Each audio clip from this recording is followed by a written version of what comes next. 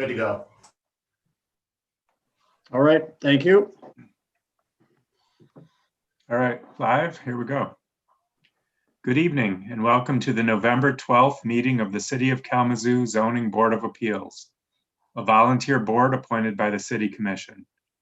Tonight's meeting is being held electronically and being streamed live on the city's Facebook page and YouTube channel. Mr. Eldridge, are there any announcements or changes to the original agenda? The one change is the roll call for attendance tonight. So we'll start with that, and please acknowledge your presence and indicate your location, like City of Kalamazoo and the state, Michigan, or wherever you are calling in from this evening. Mr. Lager? Here, City of Kalamazoo, Michigan. Mr. Carroll?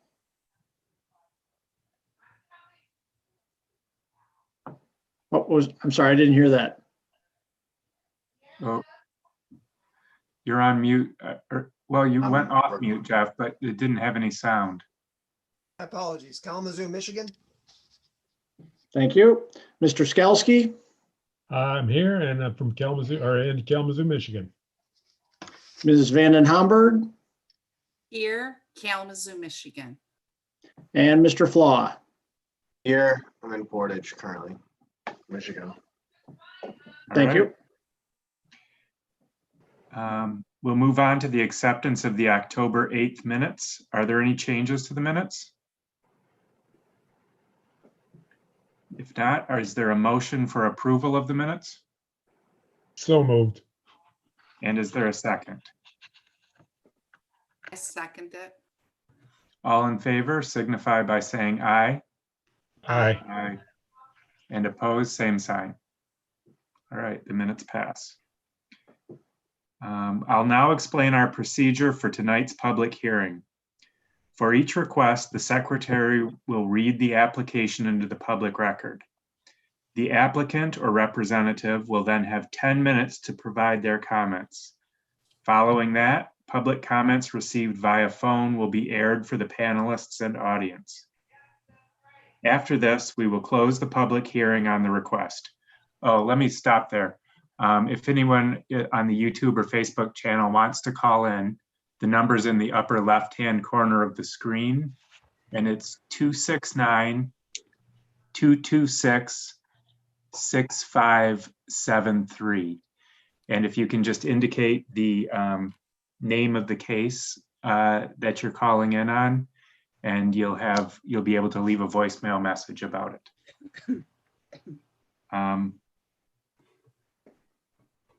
After we receive those comments, we will close the public hearing on the request.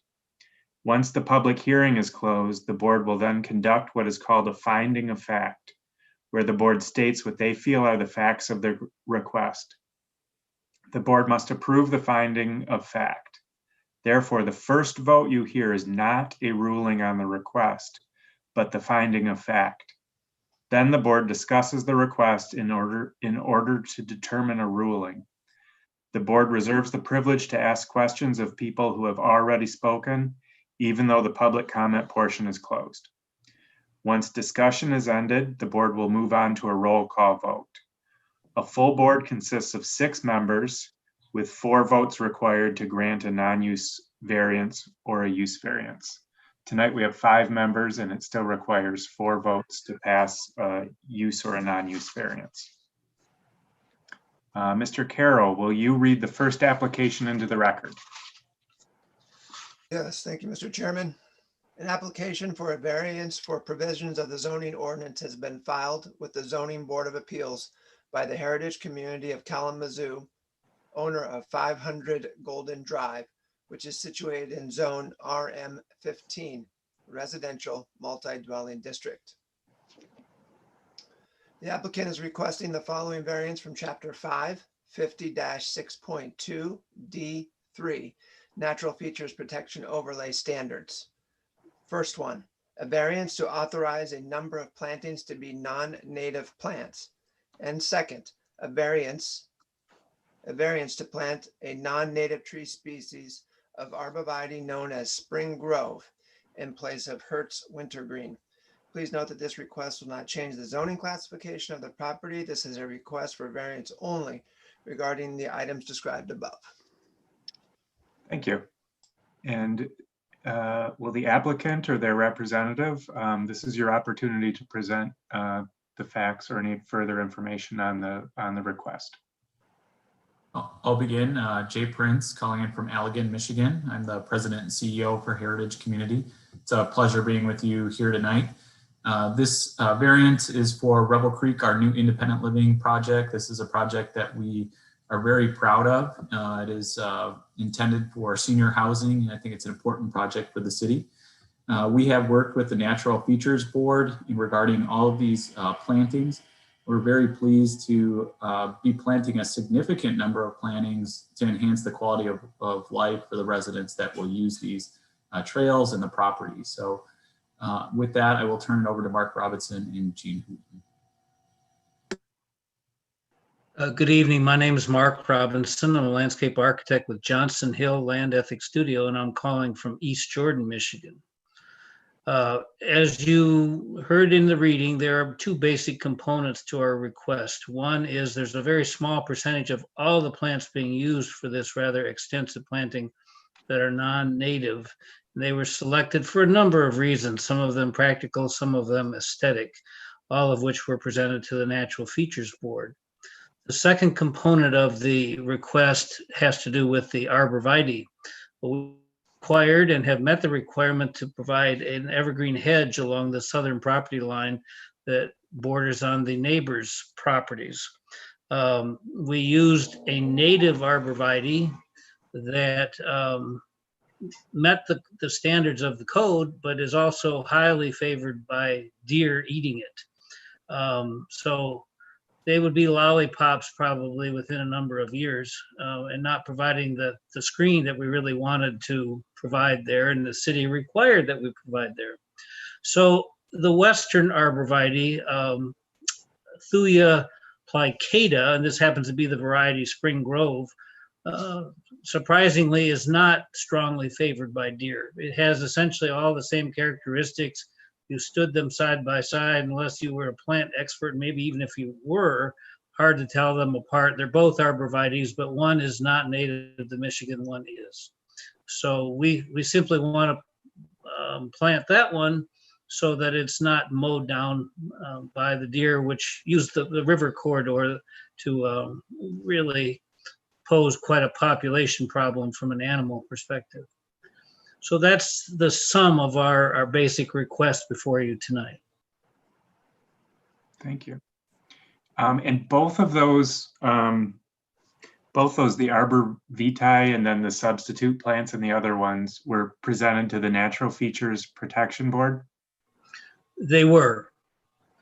And it seems to me from the memo we have that they're recommending the substitution of these? They are. Okay. And they probably asked informed questions about whether these plants were invasive or if they have any other negative impact on surrounding areas? They did, and I actually had quite a few discussions with staff even before we got to the Natural Features Board, making sure that we addressed all of those. So yes, they did ask those questions, and they were satisfied that we were not causing a problem by proposing what we're proposing. Excellent. Thank you.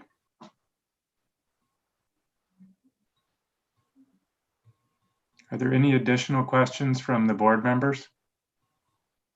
I've got a comment. This is Dick Skalski.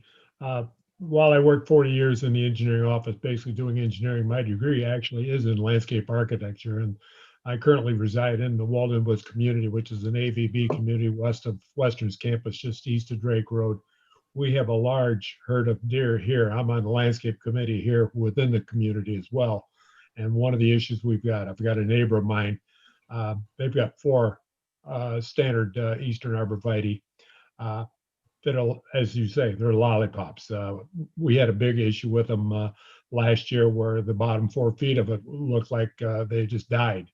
And they're currently wrapped with burlap right now. That's the way they're going to go through the winter because that's when the deer will be feeding on it. So I see no problem. I've looked it up on Googled the specific species, and I have no problem with it myself. I would encourage it, and I have no problem with approving this variance. Thank you. Thank you. Mr. Eldridge, are there any city staff comments before we turn to the public hearing? Yes, Or yes. open it up for comments? Yeah. Why don't I go ahead and add those right now? And as Mr. Robinson alluded to, this was before the NFP board. Actually, Mr. Prince alluded to it also. It was October 27th that the NFP board reviewed and provided unanimous approval for this modification to the landscape plan, allowing for the non-native plant species to be installed. Some of the reasons identified, and they are listed in the staff report from the NFP board, that they favored the non-native species for this project was the following. One, that none of the non-native plants selected are considered invasive or environmentally damaging. Two, landscaping areas appear to be well contained, which will minimize unwanted spread of non-native plants. Three, the site plan meets the intended NFP because of the large amount of beneficial native plants. And four, the high plant diversity of the gardens is ecologically desirable. And from the zoning standpoint, we have the review criteria for granting of variances. And I just wanted to point out that this project will involve, not just meeting, but exceeding the number of plantings required for this project. So there is no reduction in the number of plants and trees and so forth. It is in compliance with the requirements of the zoning ordinance. This is simply the species of plants related to trees, shrubs, perennials, and ground cover that they want to use for the landscaping on this particular project. So, Excuse me, Administrator Eldridge, which body was that you were describing the support from? there was the Natural Features Protection Board, Thank you. the NFP board. So the NFP board has unanimously recommended approval. The planning staff also recommends approval, as it does meet the criteria for the granting of a variance. And those are all my comments tonight. Thank you. Thank you. Are there any public comments that people phoned in?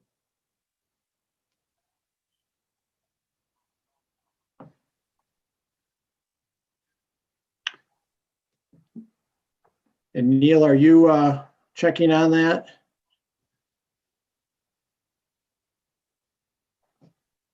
Just 1 second. We haven't received any comments, Pete. Okay. Thank you, Joe. All right. With that, we will close the public hearing. And Jeff, do you have the motion of finding of fact? Yes, sir. I move that the finding of fact for 500 Golden Drive shall include all information included in the notice of public hearing dated October 28th, 2020. 42 notices of public hearing were sent and 0 responses were received.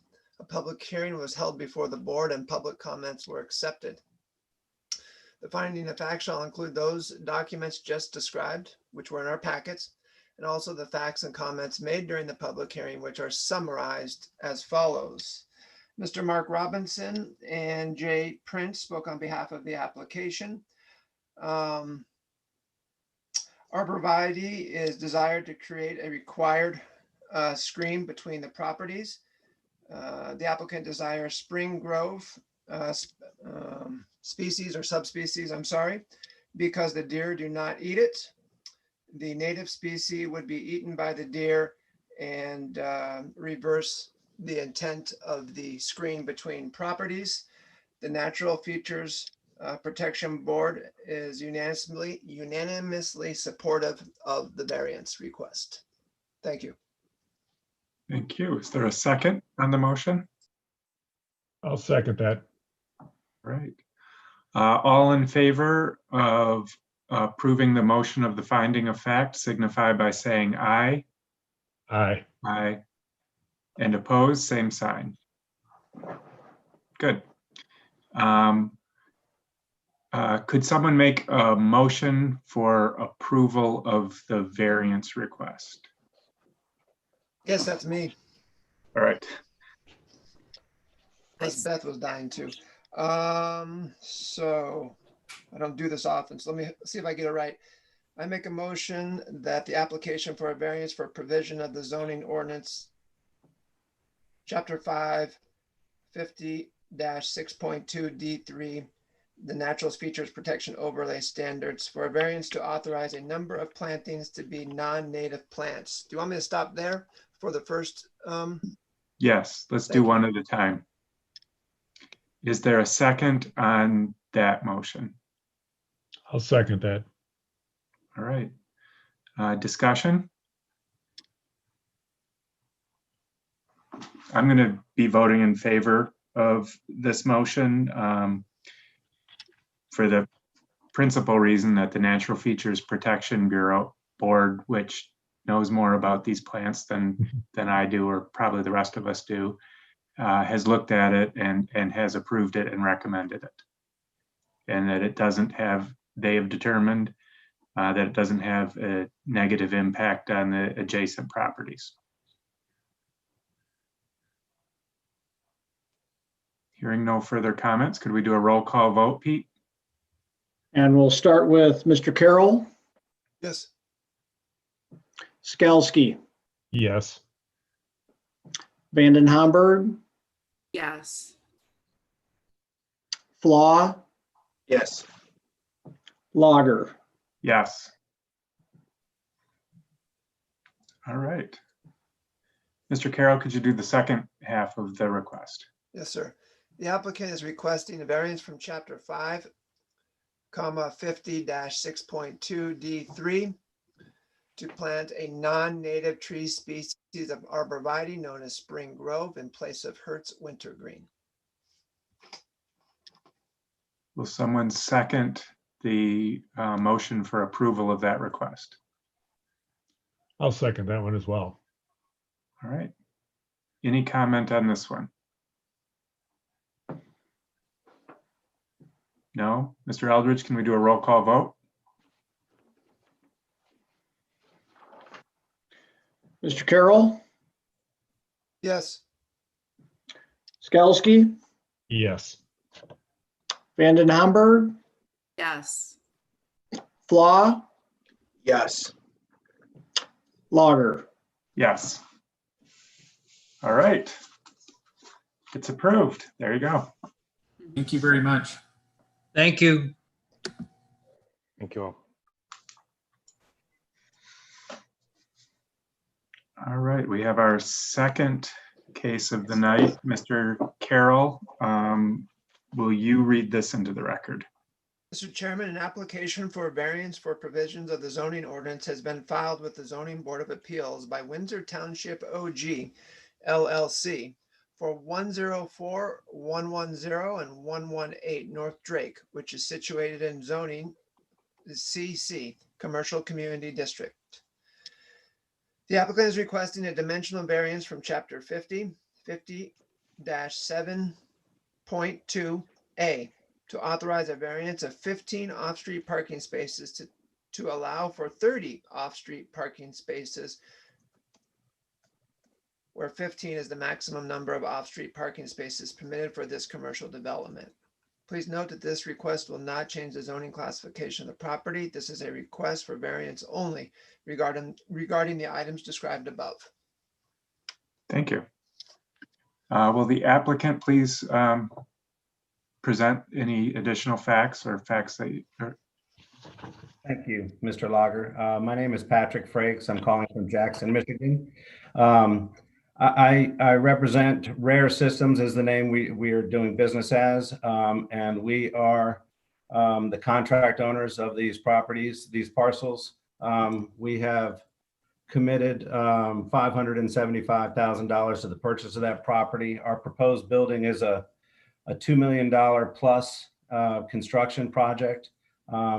As Mr. Eldridge has seen, our existing provisioning center that is in Bay City, it's very similar in scope, size, and layout from that store. And we are requesting the variance, and I understand the seriousness of approving any variance. And we're really doing it not just in our own interest. Obviously, we have a motive for our own success to have additional spaces, but really thinking about it from a public safety issue. And we, as you may be familiar from reviewing the packet, this site is very isolated from additional off-site parking. And we are very concerned about if we are having our peak times that we have seen in our existing store, typically the 5 to 7 o'clock hour on weeknights, and then midday, late morning to mid-afternoon on weekends. That is when we really see our busy cycles, especially on the 15th and the 1st of the month with paydays.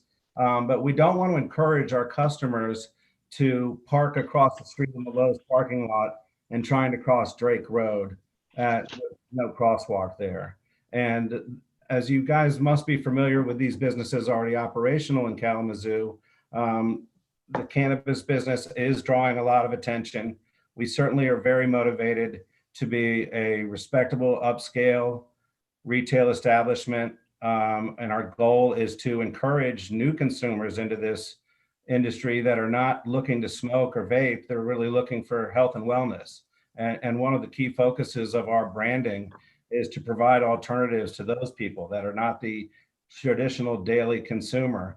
And we want to create a safe, open parking area for those people to come in and not have it be so congested, because the retail customer that is your typical customer in our environment, really varies from how much time they spend in the store. There's some people that want to pre-order online and have it ready for pickup. There's other people that want to come in and ask questions, and we have consultation rooms so people can have private areas to sit down with our guides and learn more about what this is all about. And everyone, whether you're online or whether you're looking to purchase in the store and explore, you have to be checked in through that secured entry.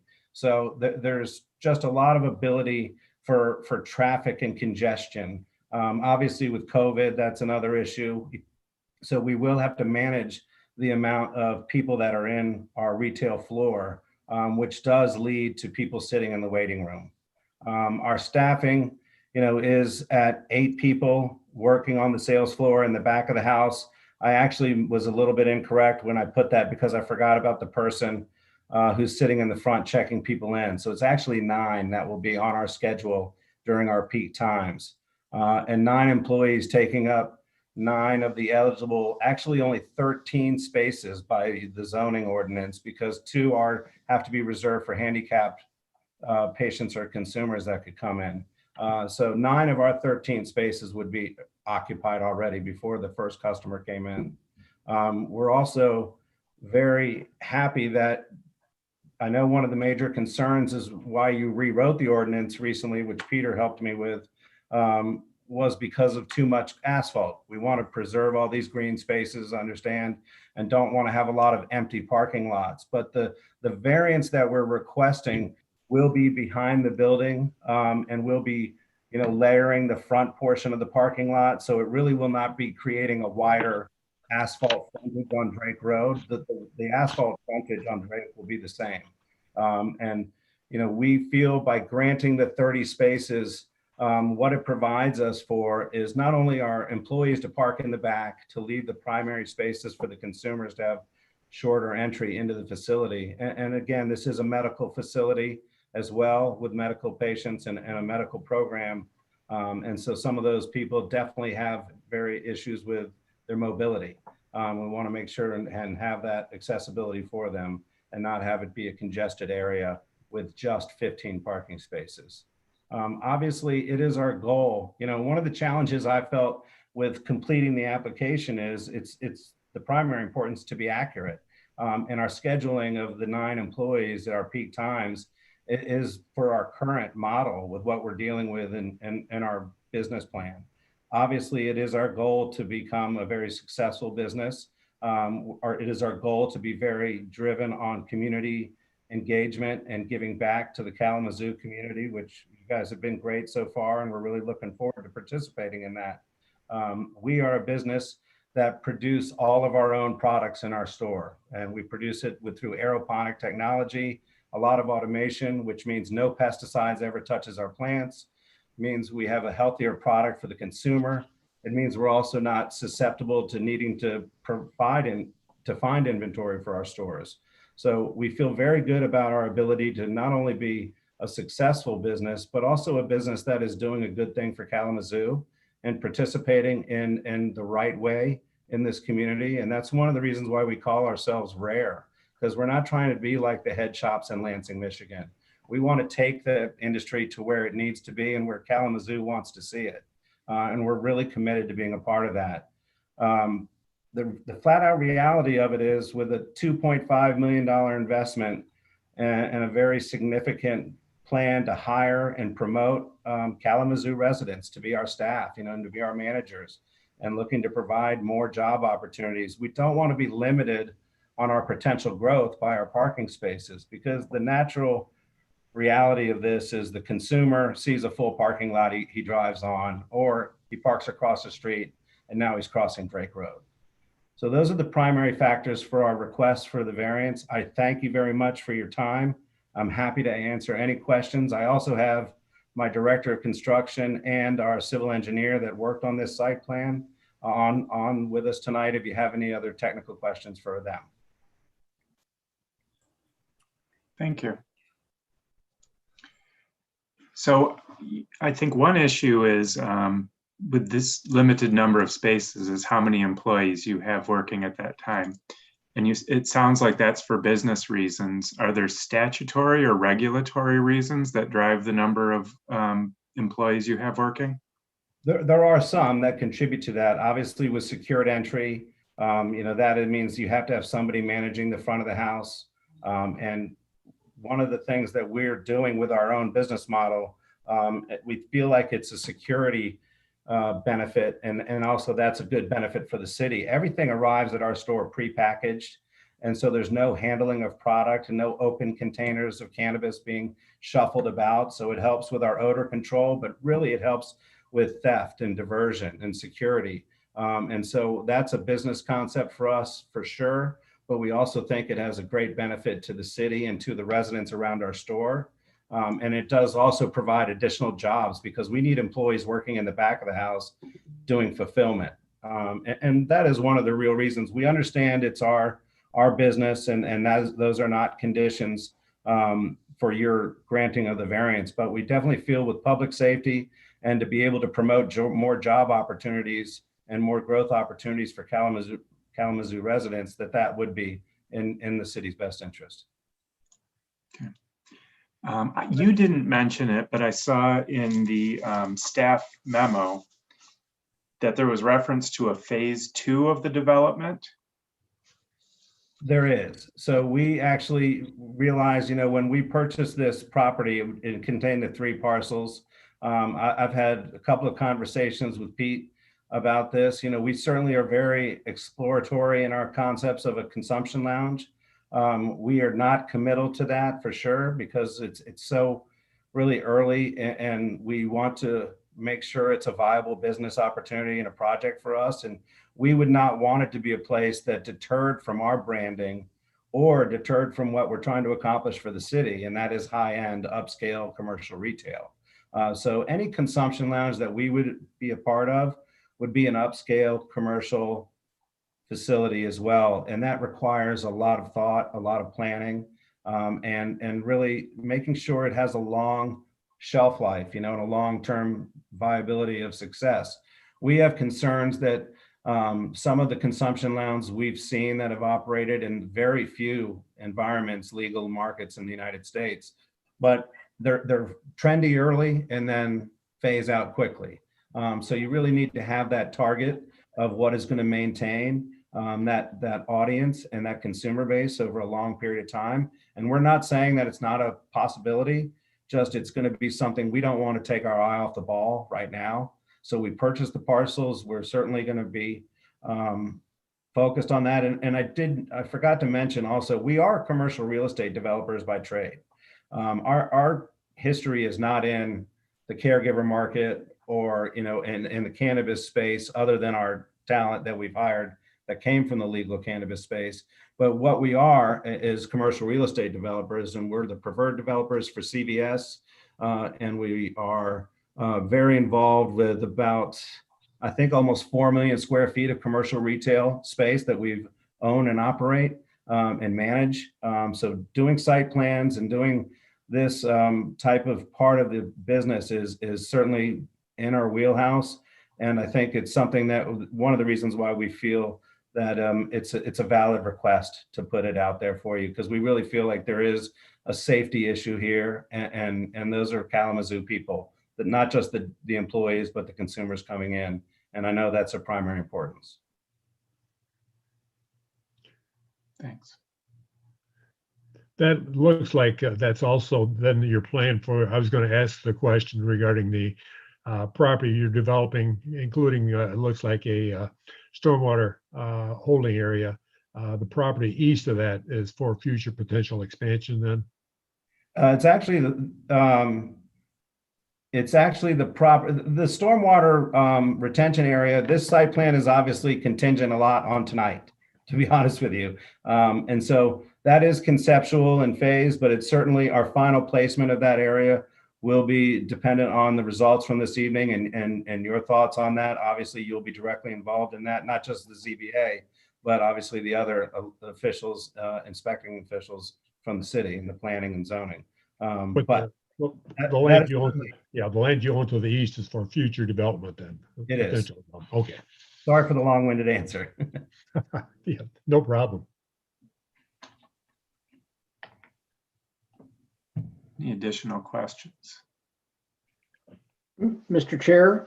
Yeah. I'd just like to remind the board, earlier today, I did circulate a floor plan and some interior photos of one of the other locations, just as another example of, what this interior will be similar to, and showing this waiting area or lobby, and then of course more of the sales floor area and display area in the building.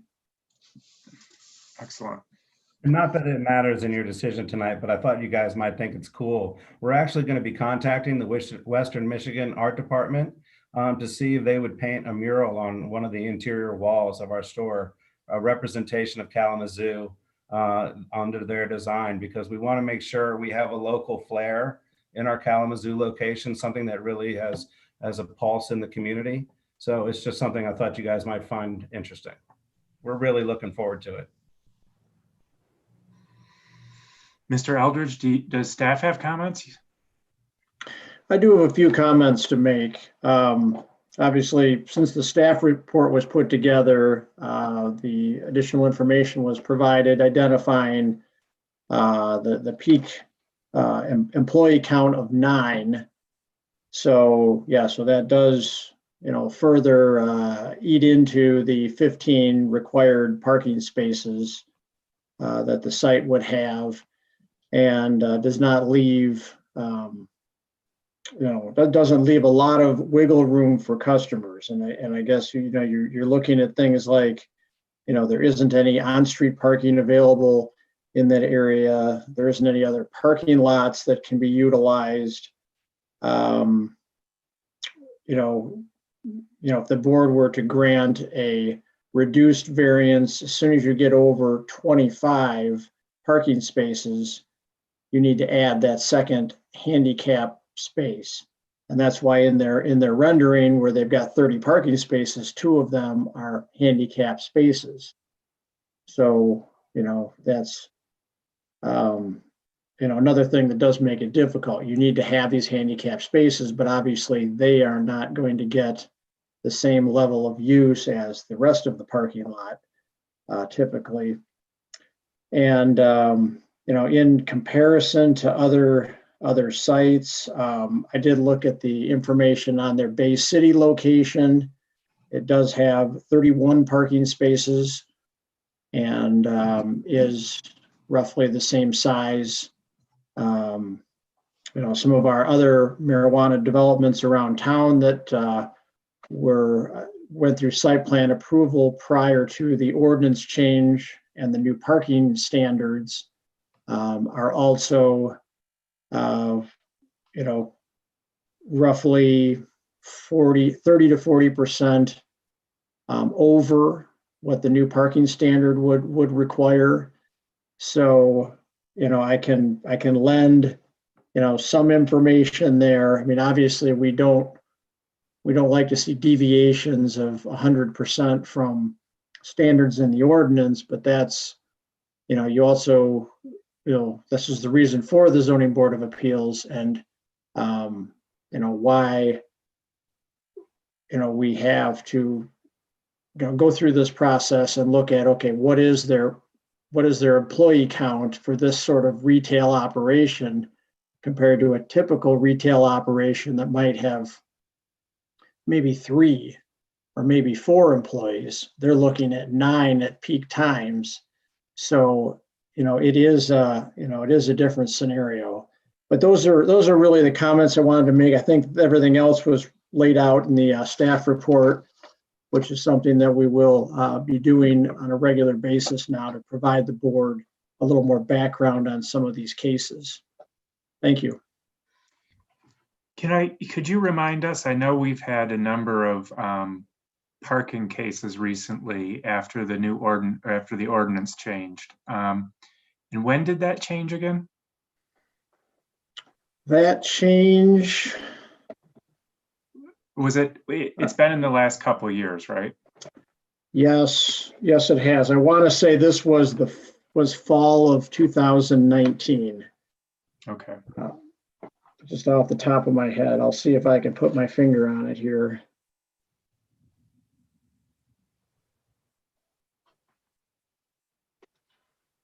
Yeah, that was. There are actually no comments at this time.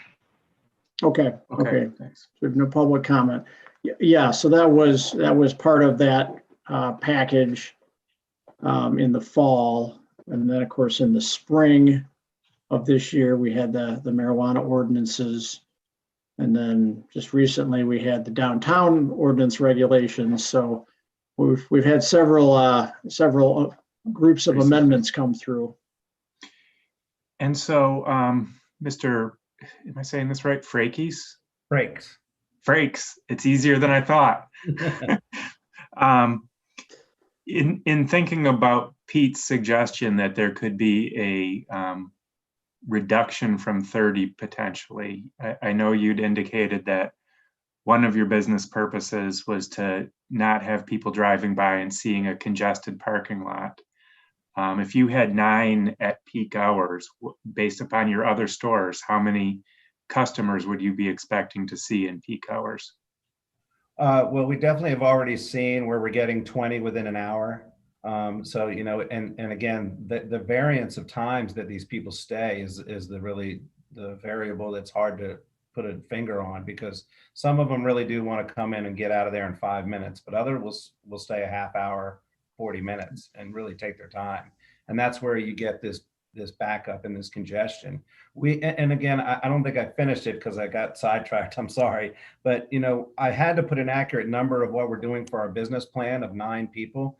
But if you can see in our interior rendering, we have 6 checkout stations. And it is a goal for obviously to be busier and to need more than 9 people. We just don't have it in our plan. And of course, my main priority was to be accurate. But we did have additional stations we set up for in the hopeful anticipation that we become a successful brand, and that we will need more than 9 people. So there is the potential and the goal for us to need 12 to 14 in that place to keep everything flowing and to have that high-end retail comfort zone for everybody and not have it be a backup. Excellent. Are there additional questions from the board? surely the fire marshal maximum occupancy is more than 30 people. It is like in our Bay City location, I believe it's I wanted to say it's actually 49, but I can't, I'm not sure if Joe has that information, but I know it was in the 40s. But I can't remember the exact number, but I can provide it to you. I'll make sure and get it for you. Thanks. All right. And a few minutes ago, there were no comments. Are there any, or have any comments come in the last 5 minutes here? There are no comments at this time. All right. With that, I'll close the public hearing and ask for a motion for the finding of fact. Here we go.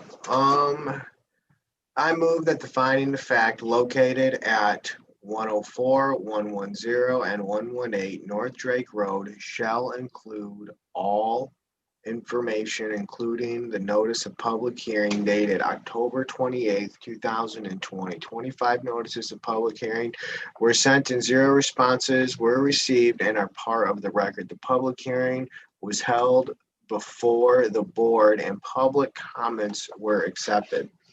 In addition to the information and documents contained in the agenda packet staff provided for this request, the Zoning Board of Appeals received additional documents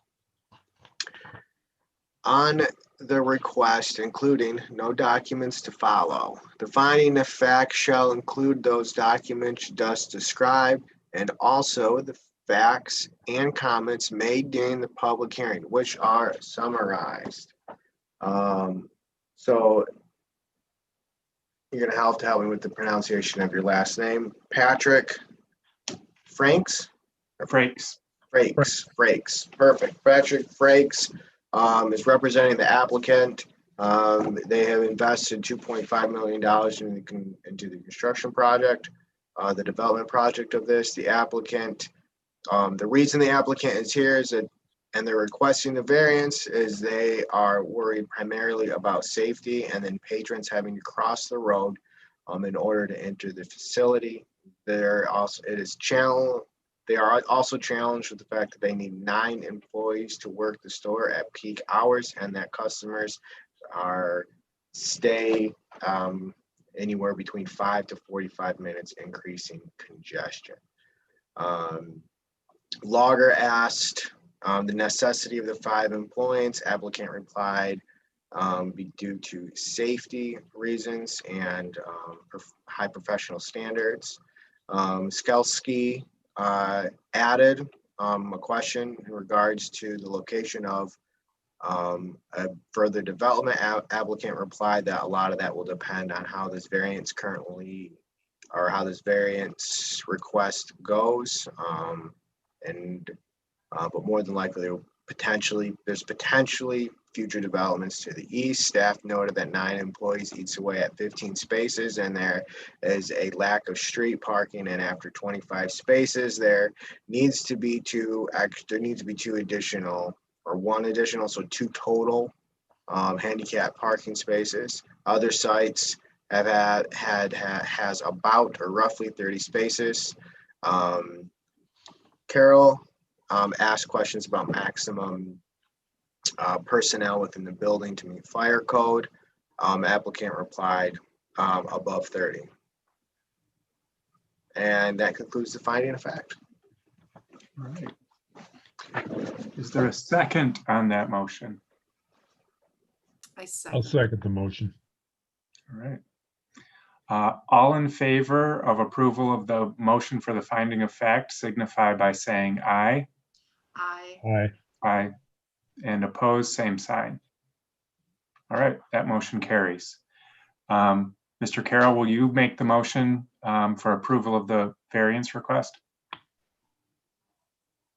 don't really want to make a motion. Okay. Would someone else like to make a motion?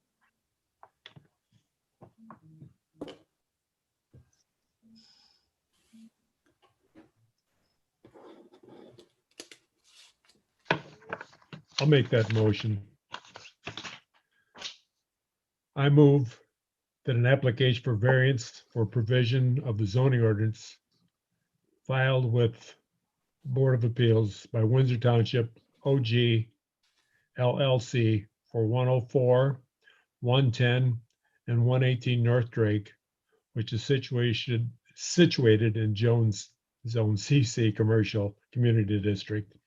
The applicant is requesting a dimensional variance from Chapter 50-7.2A to authorize a variance of 15 off-street parking spaces to allow for 30 off-street parking spaces, where 15 is the maximum number of off-street parking spaces permitted for this commercial development.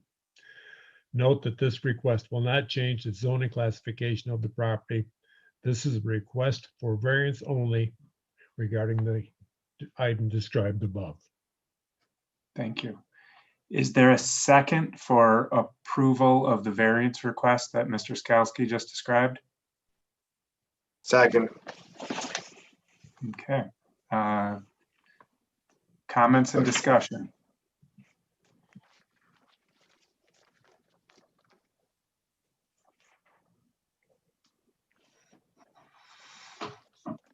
So in this case, I'm going to be in favor of the granting of the variance, and I think there's a couple basic reasons.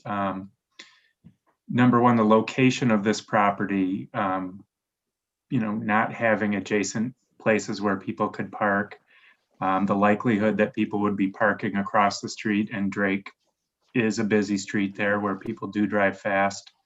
And then I'm also convinced by the applicant's comments about just running an orderly, sophisticated, high-functioning business. I think that's important with a cannabis business. And then I'm convinced that in order to operate that well, it seems logical to me that having it well-staffed, or in what seems highly staffed maybe for a retail operation, seems not only like an important business reason, but has a benefit for the community. For those reasons, and also the fact that, we have recently changed, the city has changed the ordinances surrounding parking. And as is the case we've seen with the hotel situation, we might find these outlier situations in which the ordinance hasn't accounted for some of the higher parking demand businesses that we'll face. And I think that is an appropriate, function of the Zoning Board of Appeals to find those boundaries in the ordinance changes where the limited parking just doesn't work. I'll also be voting in favor, but I live within walking distance of that. I live in Walden Woods, which is less than a mile away, and drive Drake Road daily, several times a day, in fact. And based on the areas around this location, they're all heavily parking areas, and there is an attempt for perimeter screening around the development here. So it is mitigated from that standpoint. And also based on possible future expansion, there may be some reduction in the overall concept when you look at what might happen down the road by providing it early on at the beginning. Thank you.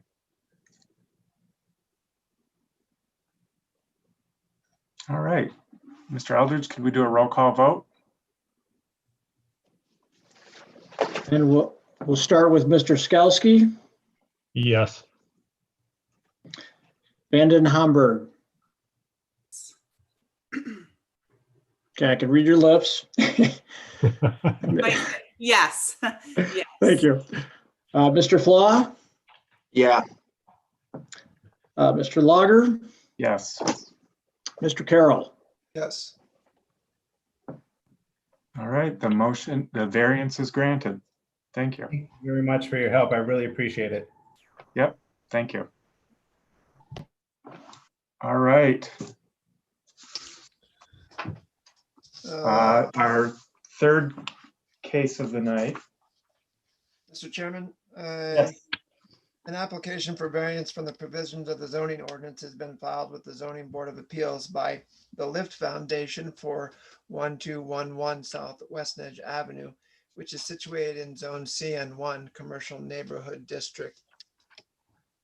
The applicant is requesting the following. First, a use variance from Chapter 4, Section 4.2, Q.3 to authorize dwelling units on the ground floor level where retail or other commercial floor space is required on the ground floor level in Zone CN1. And a second dimensional variance from Chapter 5, Section 5.2 to authorize the construction of 60 dwelling units with 627 square feet of lot area per dwelling unit, where Zone CN1 requires 1,800 square feet of lot area per dwelling unit. And a third variance, dimensional variance from Chapter 50, 50.72A of 8 off-street parking space to allow a total of 38 off-street parking spaces where 46 is required. Sorry, there's a little typo. Please note that this request will not change the zoning classification of the property. This is a request for variance only regarding the items described above. My apologies. Thank you. Will the applicant please present their variance request? Sure. Good evening. My name is Steve Hassevort, calling in from Kalamazoo, Michigan. I am with Inform Architecture of Kalamazoo, and I'm also a board member with the Lift Foundation. Also joining me this evening is Lisa Wilcutt. She is with Lockhart Management. They are the firm that provide property management for all our Lift projects. Lift Foundation is a nonprofit organization established in 1966 in response to a community need for affordable housing. We currently own 500 some units in Kalamazoo County.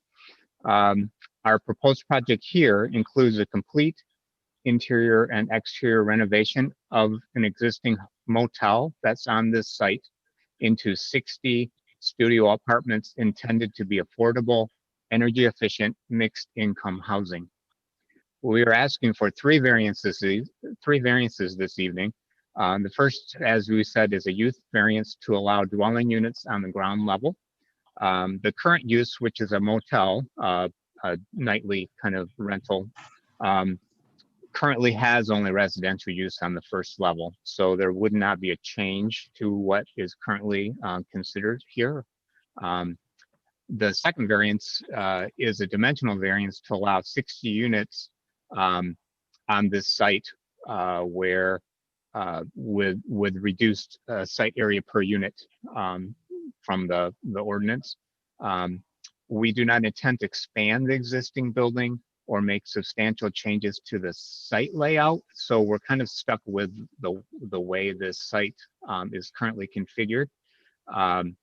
And there is no additional property available kind of adjacent to it. So the third variance is to allow a reduced parking count on the site.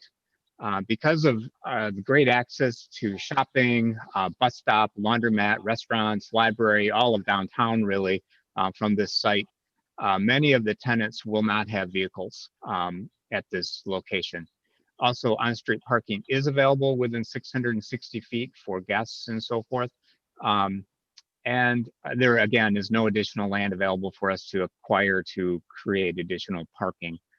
We do intend to offer a number of these units for rent without parking included. So they, when people rent the space, they'll realize that they do not have parking available to them. So with that, I'm happy to answer any questions anybody has.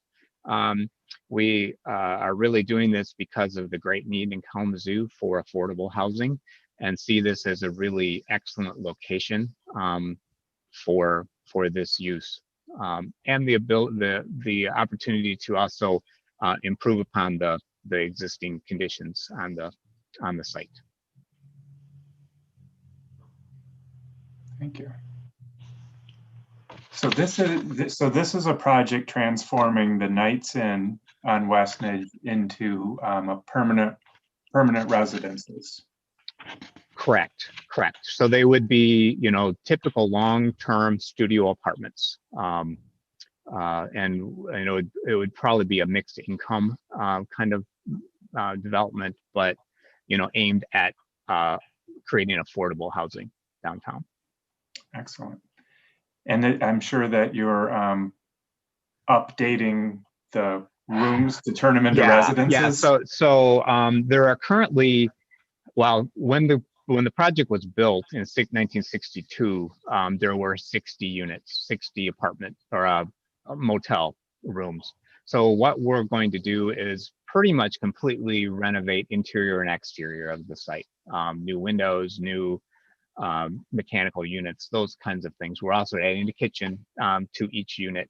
So they would be, studio apartments. So they're not large units, but they will be fully kind of self-sufficient units. Very cool.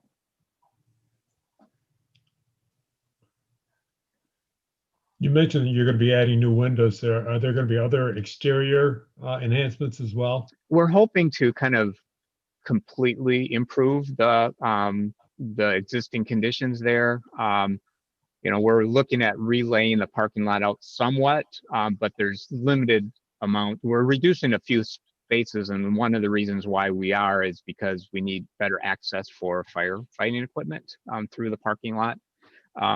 But we're looking at, new, probably a new roof, all new windows, potentially new siding, balcony railings, just kind of overall upgrading. We're really looking to do this the right way, with, kind of improving the thing, not just kind of trying to make it do.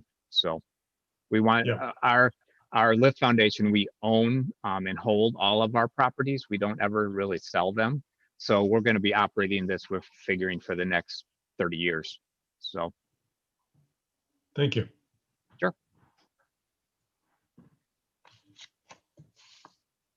Awesome. Are there additional questions from the board before we seek staff comments?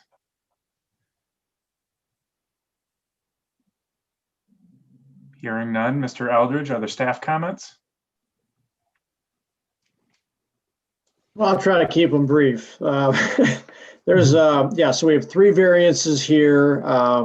We recommend that you break them apart and deal with them separately. In regards to the commercial floor space requirement on the ground floor level, unfortunately, the bulk of this property is in the CN1 zone, the commercial neighborhood zone. So we're thrust back into that requirement of not allowing residential units on the ground floor. However, in this case, 50% of the residential units or motel rooms are on the ground floor level right now. So, they really are not looking at making any change to that.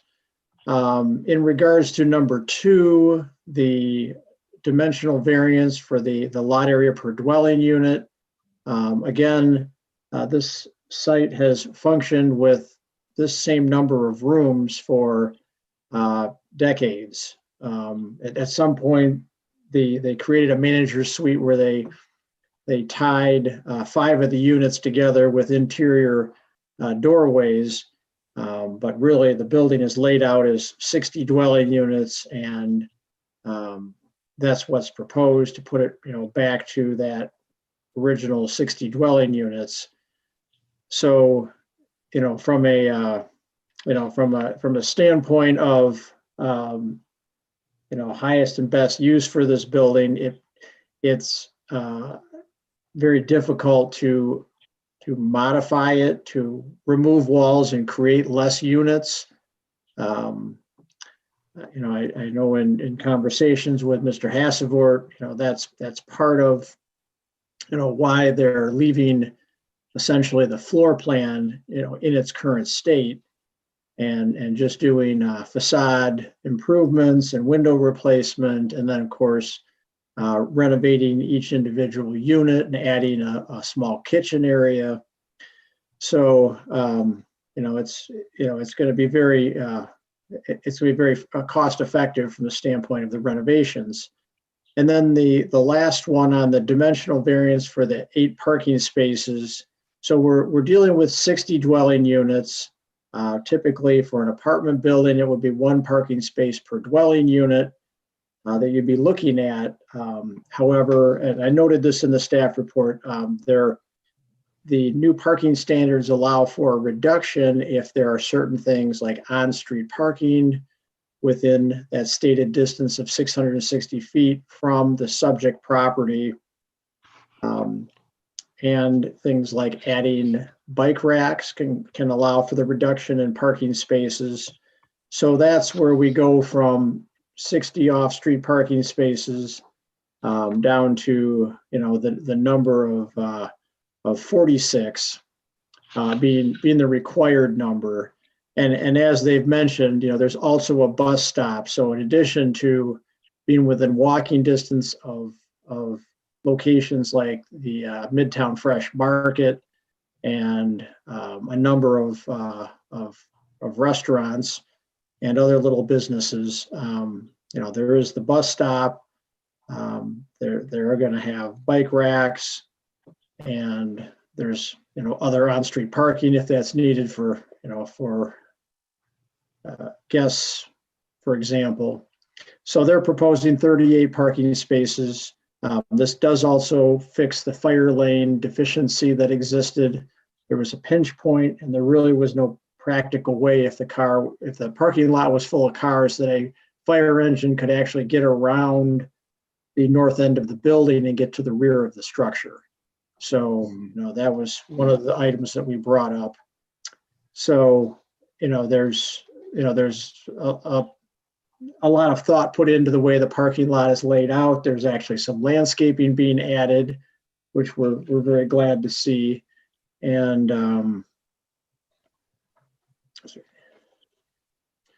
I think that was all I really wanted to touch on. Well, and the obvious here, there is a need for more, mixed income, affordable housing. These studio size apartments, and you could call them efficiencies, you can call it workforce housing, you can call them studio apartments, but they are, it's very cost effective lodging.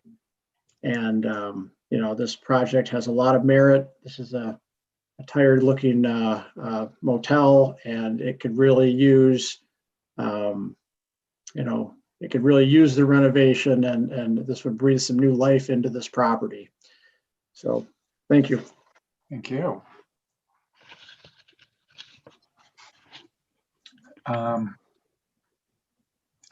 there, did we get any calls for public comment on this one? Nope, no public calls at this time. Okay, thanks. With that, I'll close the public hearing and ask for the motion for finding of fact. Right.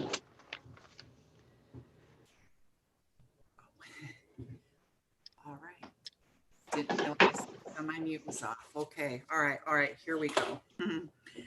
I move that the finding of fact for 1211 South Westnedge Avenue, the Lift Foundation of Kalamazoo, shall include all information included in the notice of public hearing dated October 28th, 2020.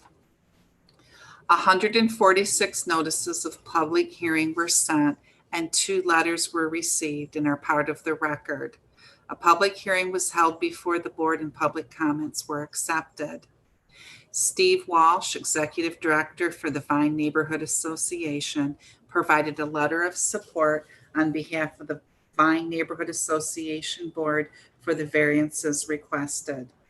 Steve really liked the proven track record of the Lift Foundation and the fact that they're providing quality, affordable housing, energy efficient with on-site support resources for the residents.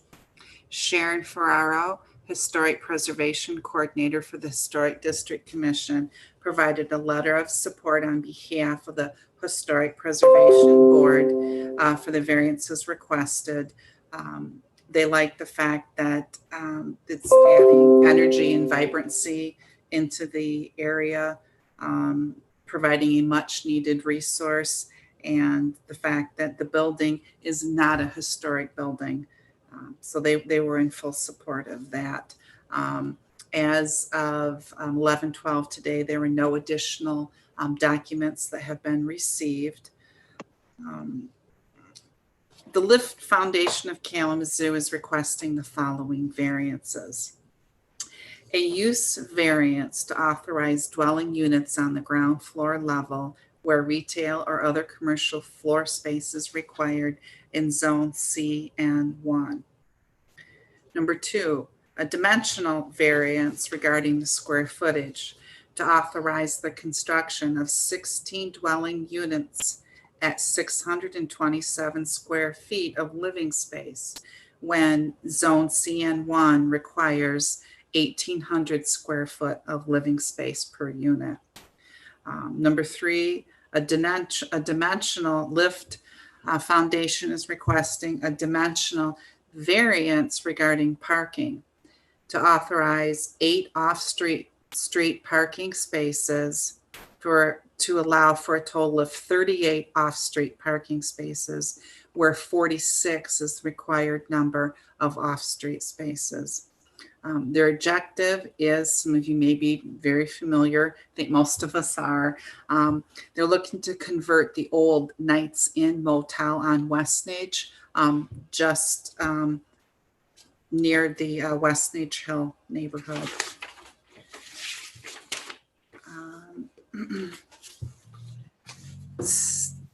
Mr. Steve Hesevort from Inform Architecture and Miss Lisa Wilcott spoke today or presented today information today's meeting. Steve represents the architecture end of it, and Lisa is representing the Lockhart management portion of it, regarding the support for resources for the residents. Points noted. There are no substantial changes to the site layout. Most tenants, with regard to the parking, most of the tenants, due to the nature of their life, their living arrangements, will not have vehicles. But it will also be clear in their leases that some of them may not have a vehicle. There really is no need for additional parking. It's an improvement on the existing living conditions. Mixed income development aimed for affordable housing, complete renovation, kitchenette, windows, studio apartments. Mr. Skalski asked if there were going to be any other exterior enhancements. We're looking for a new roof, windows, possibly siding, maybe balcony railings. Lift is planning on owning the property for approximately 30 years. They like to retain ownerships. They're not looking for a flip this house type of thing. Mr. Eldridge, for staff comments, CN zone, CN1 zone, 50% of the units are already on the ground floor. Same number of rooms since 1966, so we're looking at 50 plus years. Due to the nature of the structure, it's difficult to, knock down walls, and it's going to have essentially the same space, same core structure. Again, 60, where they can manage the 46 parking spaces, again, because of the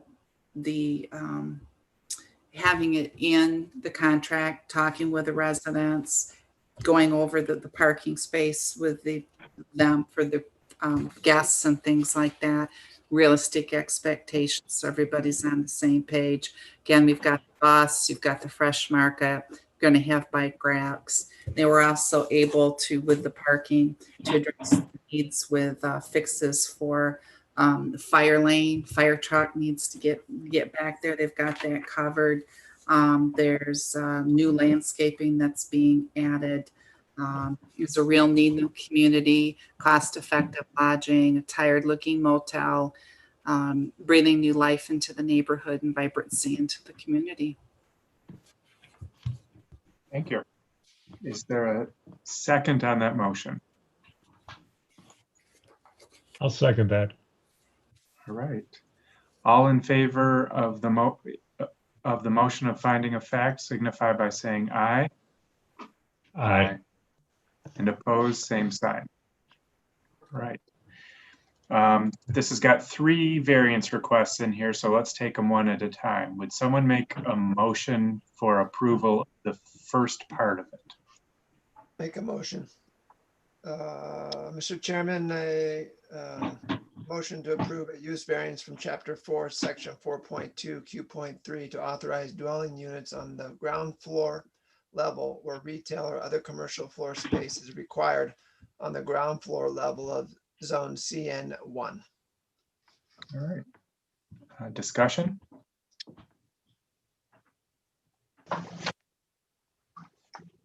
So I'm going to be voting in favor of this tonight. I think that number one, the project is super exciting. We do have this high need for affordable housing. Neighborhood association letter and support showed community and resident enthusiasm for it. It's also taking residence units that are already on the first floor and keeping those there, so it's not changing anything. So I'll be in favor of that. Mr. Chair, I'm sorry, did we have a second? Geez, I'm sorry, did we? I'll second. Oh, sure no, we- yeah, Mr. Skalsky seconded it. Yeah, I thought I did. Yep. Okay, thank you. All right, roll call vote.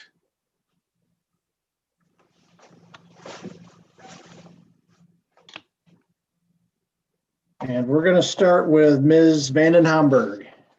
Yes. Mr. Flaw, Yes. Mr. Skalsky, Yes. Mr. Lager, Yes. Mr. Carroll. Yes. All right, that part of the variance request passes. Can we have a motion on the second part? Chairman, I make a motion to approve a dimensional variance from Chapter 5, Section 5.2 to authorize the remodeling of 60 dwelling units with 627 square feet of lot area per dwelling unit, where Zone CN1 requires 1,800 square feet of lot area per dwelling unit. All right, discussion? No? Set, roll call vote on this part, Mr. Eldridge. I think you need a second. Oh, shoot, I'm sorry. Second, please. I'll second that motion again. I'll also second it. Okay. An abundance of seconds.